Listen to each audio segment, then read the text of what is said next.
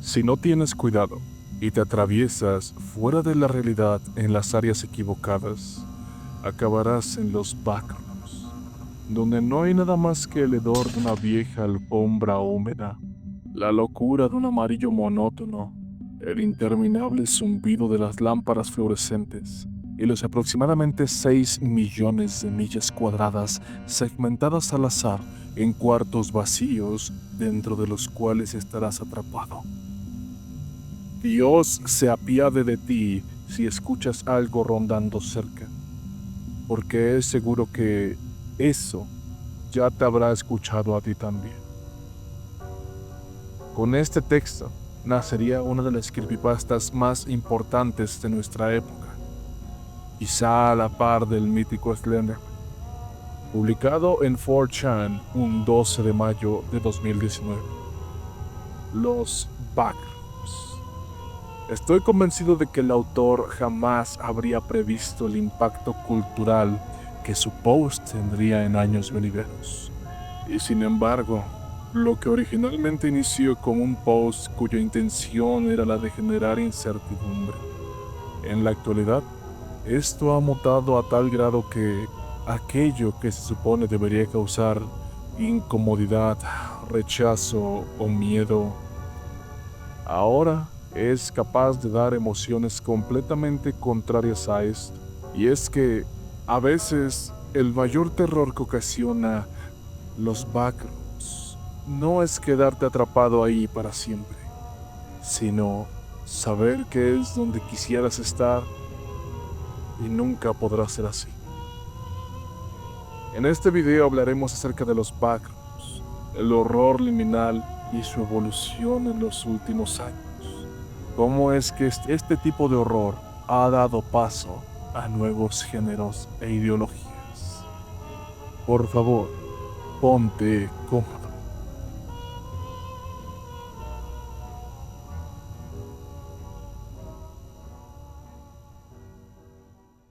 Más allá de una simple creepypasta, los backrooms nacen de una sensación muy real que todos, en algún momento, hemos experimentado. Los espacios liminales, lugares que existen entre dos estados, entre el antes y el después, y que, por eso mismo, se sienten inquietantemente vacíos. Déjame explicártelo de forma práctica. Imagina un lugar que normalmente está lleno de vida.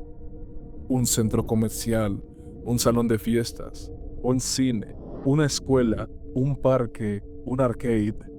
Sitios rebosantes de actividad, de movimiento, de risas, de voces.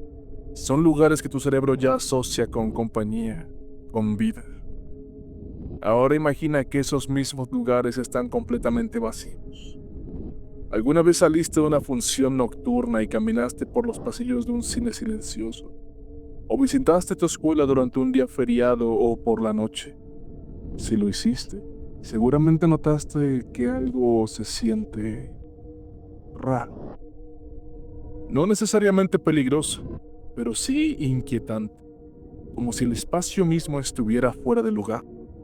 Tu mente espera ver gente, ruido, vida, y lo que encuentra es un eco vacío. Las miradas no están, pero por alguna razón sientes como si te observaran. El movimiento desapareció, pero tu cuerpo sigue en alerta. Sabes que no hay nada allí, pero algo en tu interior te dice que no deberías estar ahí. Eso es un espacio liminal. Lugares de tránsito, de espera, donde algo falta. Lugares atrapados entre lo conocido y lo incierto. Es esa misma sensación la que dio origen al concepto de los backrooms. Un lugar que parece familiar, pero que se siente incorrecto. Como un sueño que se volvió demasiado real. Pero, ¿por qué da miedo? ¿Por qué sentimos inseguridad o incertidumbre? No hay nada objetivamente malo con el lugar, pero por alguna razón, tu mente no logra procesarlo del todo. Los backrooms nacen justamente de esa sensación extraña e indescriptible, de ese horror liminal, un miedo que no viene de lo que ves, sino de lo que falta. La idea de estar atrapado ahí para siempre, en un lugar así, un sitio que no es hostil, pero tampoco acogedor, un espacio que parece repetirse sin fin, como una copia mal hecha de algo que debería rebosar de vida, algo que en su lugar está vacío, silencioso, muerto. Imagina una oficina interminable, vacía, monótona, con ese zumbido tenue de las lámparas fluorescentes, sin relojes, sin ventanas, sin puertas que realmente lleven a ningún lado. Una oficina que se extiende en todas direcciones, como si el tiempo y el espacio mismos se hubieran cansado de funcionar. Una eternidad atrapado en la nada, entre lo familiar y lo extraño. No es difícil entender por qué esa idea puede resultar tan inquietante para muchos. Y aún así, para muchas otras personas, la idea de un lugar que se repite eternamente no resulta tan aterradora. Al contrario, hay quienes la encuentran extrañamente atractiva, casi como un sueño, un refugio lejos del caos del mundo real, un espacio sin obligaciones, sin tiempo, sin fin. Los backrooms han cambiado mucho desde su nacimiento. Lo que comenzó como una simple creepypasta, una imagen amarilla con alfombra húmeda, luces fluorescentes y una promesa de perdición, se transformó en algo más grande. Ese lugar tan solo se convertiría en el nivel cero, el punto de partida. Y luego llegarían los demás. Al igual que el proyecto SCP, los backrooms se volvieron un universo colaborativo, un ecosistema de historias, de reglas, de horrores compartidos, creados por muchas voces distintas, pero que parten del mismo pensamiento. Lugares que deberían estar llenos de vida, pero no lo están. Espacios que se repiten sin sentido, como si alguien hubiera copiado y pegado el mismo pasillo una y otra vez. Una atmósfera que incomoda, que no grita peligro, pero que tampoco lo descarta. Y seres, entidades que habitan esos espacios, que no son humanas y que, en la mayoría de los casos, no quieren que estés ahí. Pero no es solo esto lo que une los niveles. Casi todos los backrooms comparten un lenguaje en común. Arquitectura extraña, escaleras que no llevan a ningún lado, puertas que se abren, habitaciones imposibles, ventanas que solo muestran oscuridad o neblina, una iluminación antinatural, ya sea un resplandor blanco que nunca parpadea, o tinieblas que parecen moverse contigo.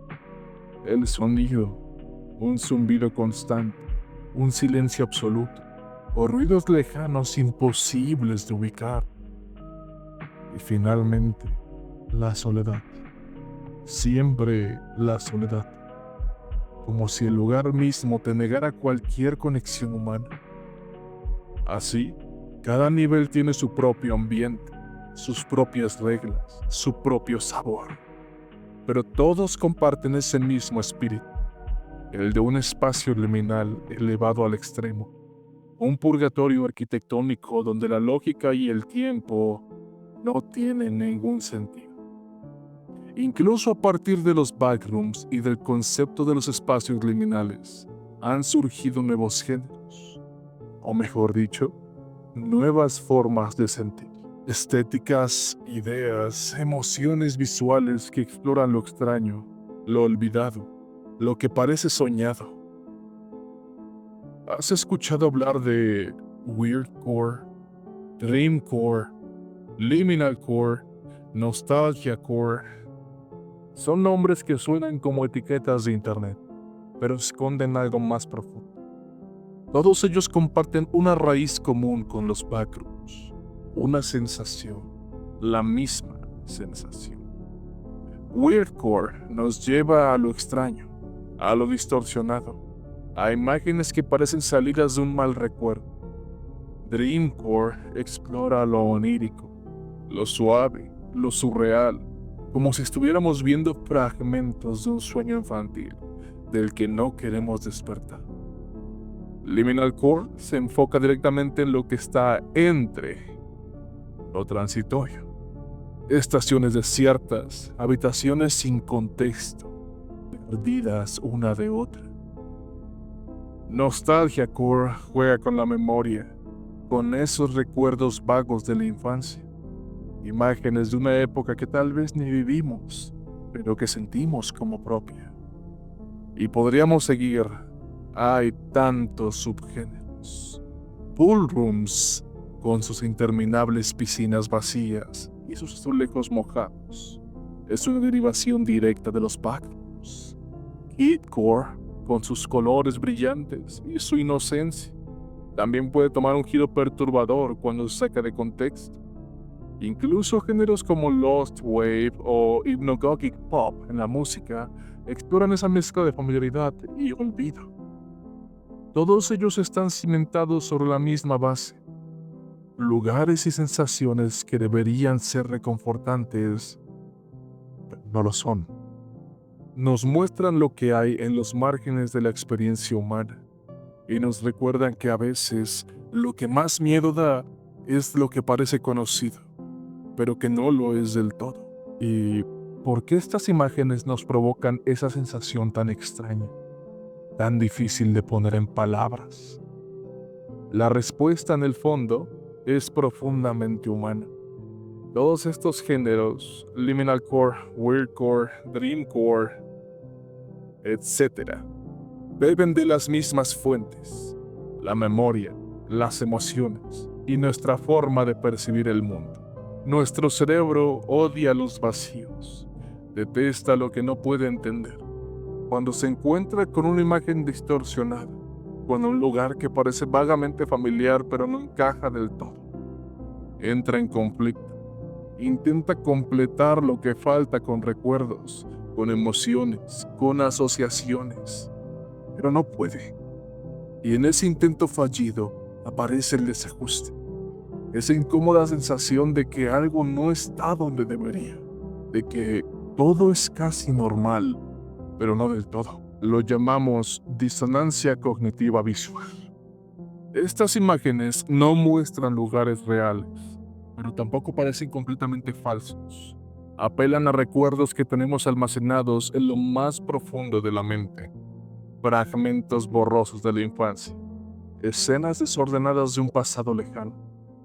Y es ahí donde nace el desconcierto. Porque aunque no puedas señalar cuándo estuviste en un lugar así, sientes lo que viviste. El parque de juegos al que ibas de niño, los pasillos silenciosos de la escuela al final de la tarde, el eco de tus pasos en una plaza vacía, las luces frías del hospital. Todos esos momentos se mezclan, se funden en una sola sensación, en un solo gran recuerdo que nunca ocurrió, pero que tu mente insiste en reconstruir. Y aún así, se extiende a los otros sentidos. Quizá no lo recuerdes con claridad. Hubo una tarde, una de tantas, solo en casa, la lluvia afuera o quizá el sol filtrándose por las cortinas, el zumbido del televisor encendido y una melodía sonando en bucle. Notas simples, sintetizadas, repetitivas, pero esas melodías se quedaron contigo. Y es curioso cómo muchos de esos sonidos, los de los videojuegos antiguos, por ejemplo, se sienten igual que los espacios liminales. Te transportan no a un lugar específico, sino a una sensación, como si estuvieras atrapado en una memoria borrosa, suspendido entre la nostalgia y el olvido.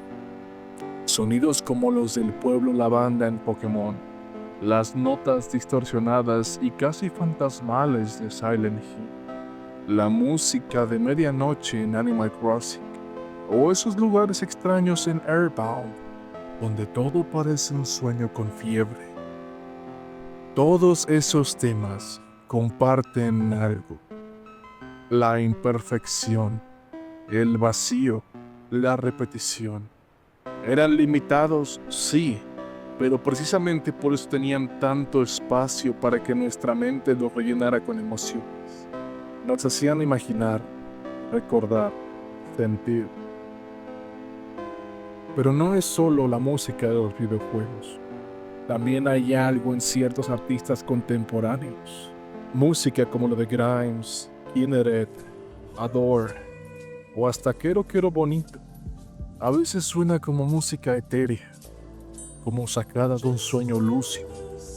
Otras veces parece alegre y juguetona, como una canción que sonaba de fondo en alguna feria a la que fuiste cuando eras pequeño o a la que quieres haber ido.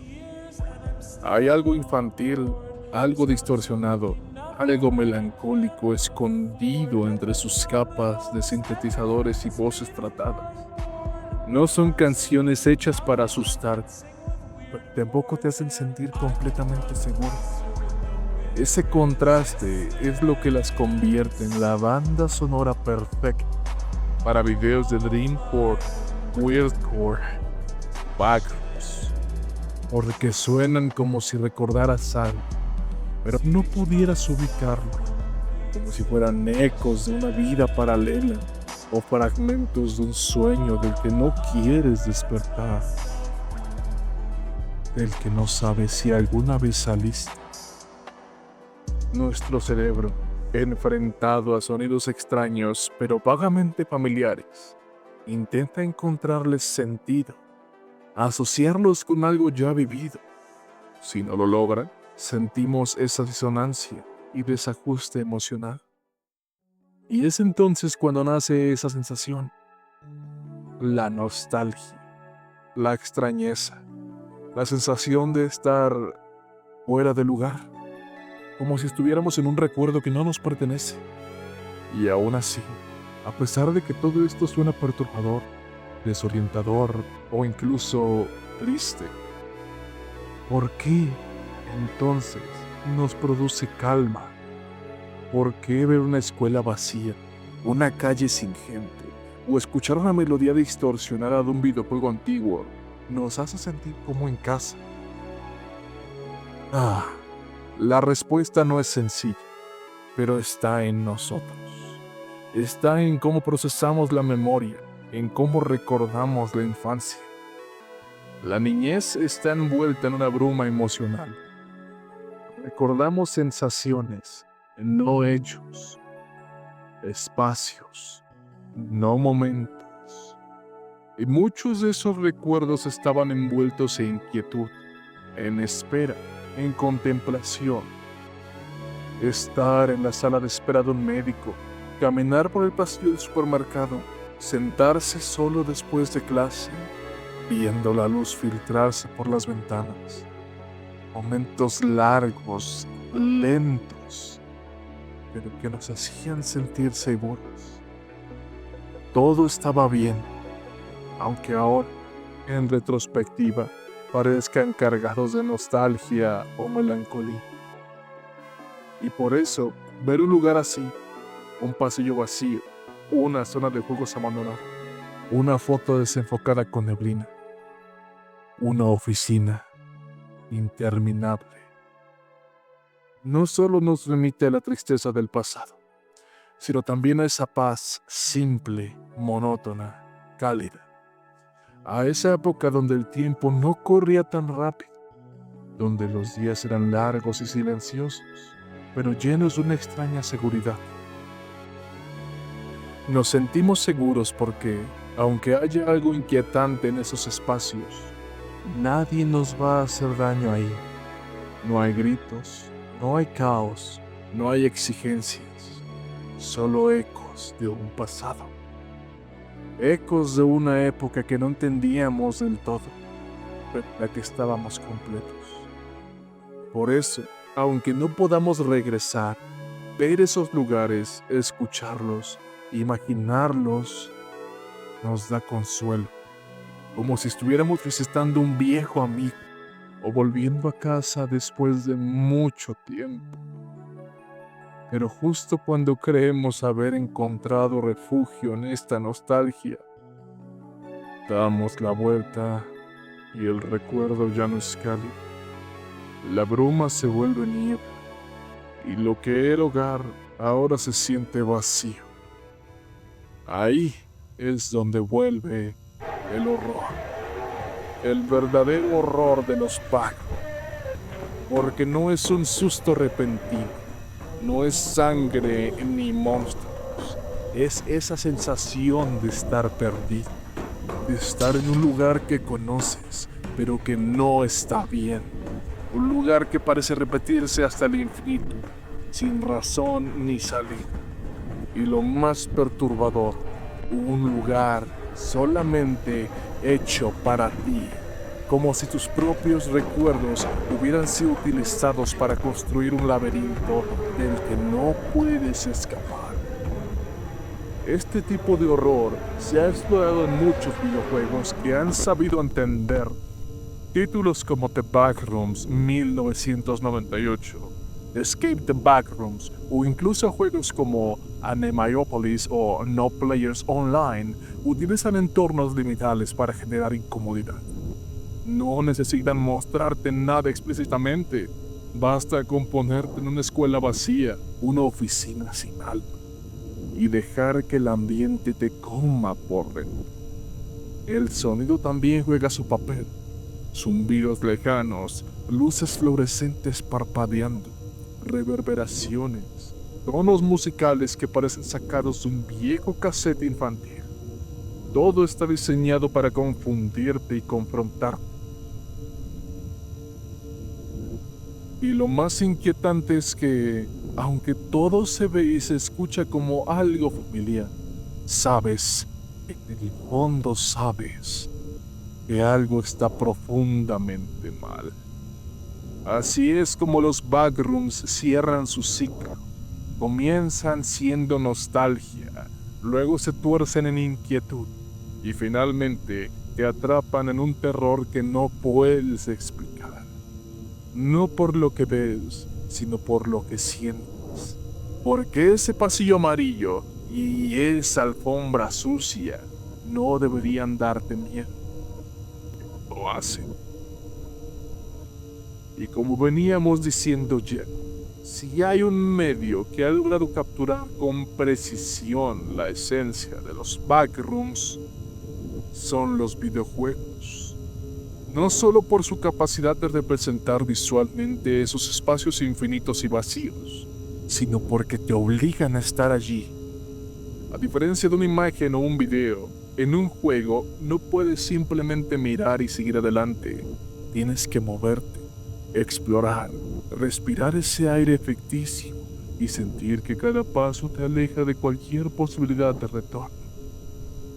Juegos como Backrooms 1998 no simulan el entorno, te meten dentro de una pesadilla personal, una videocámara que parpadea, sonidos que se arrastran detrás de ti, puertas que no llevan a ninguna parte, y lo peor, el silencio. Ese silencio absoluto que a veces es más agresivo que cualquier jumpscare. Otros títulos como Escape the Backrooms o Inside the Backrooms adoptan una visión más estructurada, casi como si los backrooms fueran un sistema organizado. Niveles, reglas, entidades, transforman el horror liminal en una mitología propia. Y aunque eso puede restarle parte de ese terror ambiguo inicial, también construye una narrativa fascinante. ¿Y si este lugar no es solo una anomalía?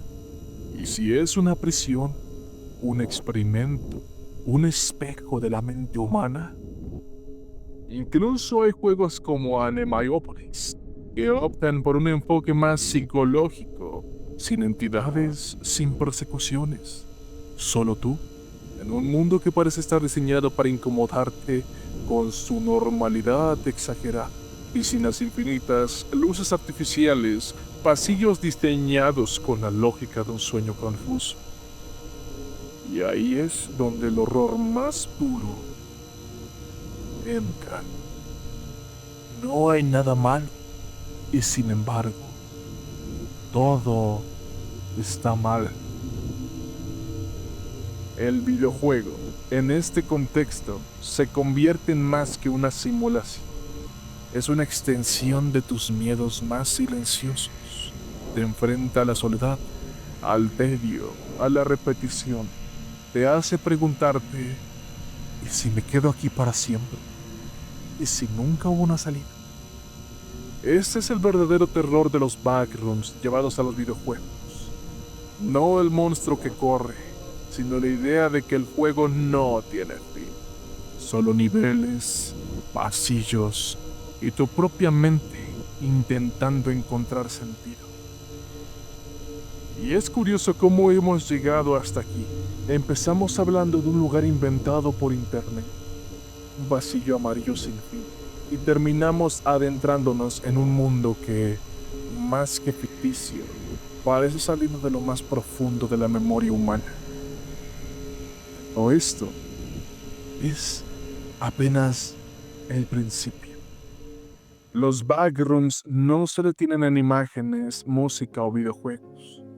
Este universo se está expandiendo en algo más grande, más abstracto, más personal. Kane Pixels, creador de la serie más famosa de Backrooms en YouTube, está trabajando junto a A24 en una película de Backrooms. Una obra que promete no solo capturar el horror liminal, sino elevarla a un nuevo nivel de narrativa cinematográfica. Y no es el único ejemplo. El fenómeno de The Amazing Digital Circus, aunque mucho más colorido, explora un concepto profundamente parecido. Estar atrapados en un lugar artificial, imposible de escapar. Un circo que, lejos de una alegría, es una presión infantil de lo absurdo, de lo que se repite sin cesar. Ser niños otra vez y estar atrapados ahí, una y otra vez. Porque los backrooms al final no siempre son amarillos. A veces son verdes como el césped de un parque que ya no existe. A veces son rosados como los baños de tu escuela. A veces son sonidos, texturas, olores que tu mente dejó atrás, pero nunca olvidó del todo. Y más allá de estos ejemplos, surgen nuevas interpretaciones. Desde los cortos animados hasta las experiencias de realidad virtual, instalaciones artísticas, relatos interactivos, incluso mods dentro de juegos como Minecraft o Roblox que reformulan la idea base con libertad total. Porque los backrooms no son solo un lugar, son una emoción, un idioma que no se habla, pero que todos entendemos al verlo. Una experiencia universal traducida en imágenes, sonidos y preguntas sin respuesta. Y es por eso que esto no es un final, es tan solo una pausa, porque aún hay mucho más que explorar, mucho más por sentir, imaginar, escribir y construir. Los backrooms siguen creciendo y nosotros seguimos perdiéndonos en ellos. Quizá lo más inquietante de los backrooms no es que no tengan fin, sino que parecen haber estado con nosotros desde siempre. No son solo pasillos ni habitaciones vacías, son metáforas de nuestra mente, del olvido, de la repetición, de la nostalgia que duele sin que sepamos por qué. Nos hablan de la infancia, pero también del abandono, del hogar, pero también del exilio, del confort y del miedo que nace justo cuando ese confort se vuelve extraño. Y en medio de todo eso, suenan melodías suaves, borrosas, canciones que parecen sacadas de una radio vieja en una habitación sin gente. Los backrooms y todos los géneros que han surgido a su alrededor son un espejo de algo que no podemos nombrar, pero que sentimos en lo más profundo de nosotros. Y tal vez por eso nos atraen tanto, porque en el fondo no nos hablan de un lugar que no existe, nos hablan de nosotros. Y esa es, quizá, la paradoja más hermosa, que en la inmensidad solitaria de pasillos sin fin nos encontremos. Gracias por escuchar.